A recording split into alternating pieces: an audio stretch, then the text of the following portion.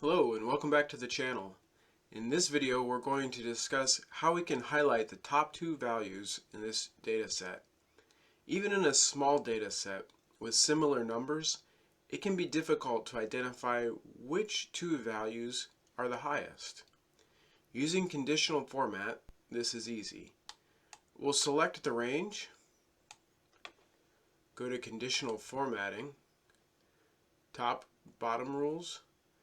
If we wanted to see the top 10, we could just go here, but we'll go to more rules, highlight the top two, format, select our formatting that we'd like, OK, and apply. The advantage of this is that it's accurate, and if later we found out that this was actually supposed to be 60,716, when we make this adjustment, the formatting automatically updates.